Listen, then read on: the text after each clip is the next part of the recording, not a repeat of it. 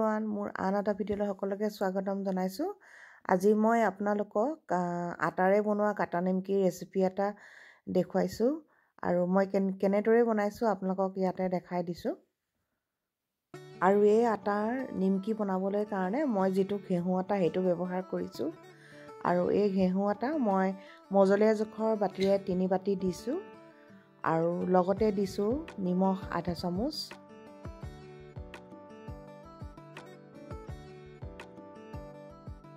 আৰু লগত দিছোঁ কালজিৰা আপোনালোকে নিজৰ জোখমতে দি দিব আৰু বেকিং পাউডাৰ 1 চামুচ আৰু আটাখিনি গোটেইখিনি আমি এতিয়া ভালদৰে মিহলাই ল'ম।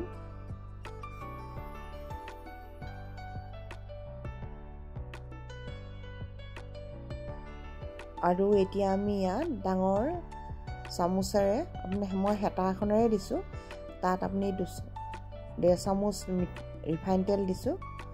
আপোনালোকে ঘিউ দিব পাৰে, ডালডা বা ঘিউ যিকোনো ইউজ কৰিব পাৰে। আৰু এই আটাখিনি আমি ভালকৈ সানি ল'ম।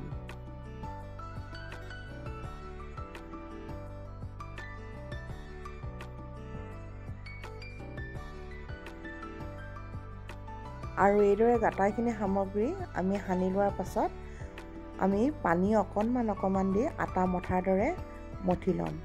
পানীবোৰ একেবাৰে দি নিদিব, যাতে অলপকৈ দি আমি মাৰি ল'ব লাগিব।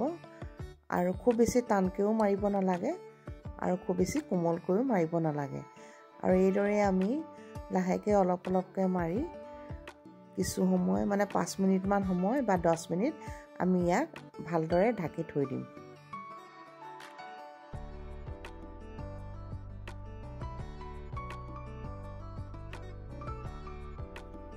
এতিয়া আটাখিনি আমি 10 মিনিটমানৰ পিছত ভালদৰে চাই দেখিলেনে কেনেদৰে আটাখিনি কোমল হৈ গৈছে।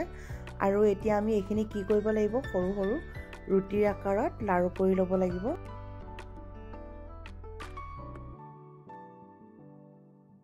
আৰু এইদৰে আমি লাৰুবোৰ এখন কৰি ৰুটিৰ আকাৰত বেলি ল'ব লাগিব।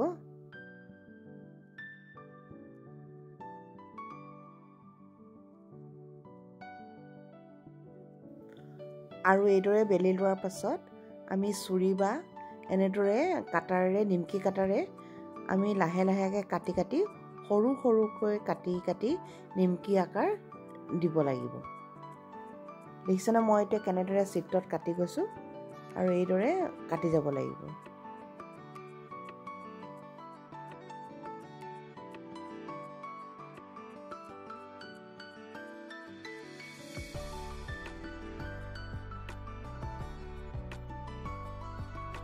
আৰু এতিয়া আমি তেল কেৰাহীত গৰম কৰি লৈছোঁ আৰু তেলখিনি খুব গৰম হ'ব নালাগিব। আৰু আমি এতিয়া তাতে নিমকিখিনি অকণমান কম জুইত ভাজি ল'ম। জুইটো বৰ বেছিকৈ নিদিব, কাৰণ বেছিকৈ জুই দিলে নিমকিখিনি জ্বলি যোৱাৰ সম্ভাৱনা থাকে।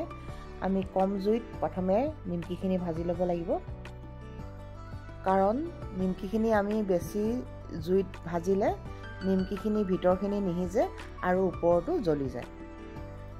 আপোনালোকে দেখিছেনে মই কেনেদৰে নিমকিখিনি অলপকৈ ভাজি উলিয়াই লৈছোঁ। আৰু এইদৰে মই প্ৰত্যেকটো লাৰু ৰুটিৰ আকাৰত বেলি এনেদৰে কাটি তেলত নিমকিখিনি ভাজি ল'লোঁ।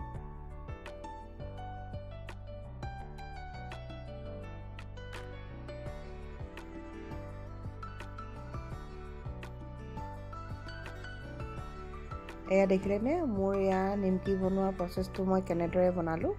আৰু ই যথেষ্ট কুৰকুৰিও হৈছিলে আৰু খাবলৈও যথেষ্ট ভাল লগা হৈছিলে। আৰু আপোনালোকে কেনেকুৱা পালে জানিব।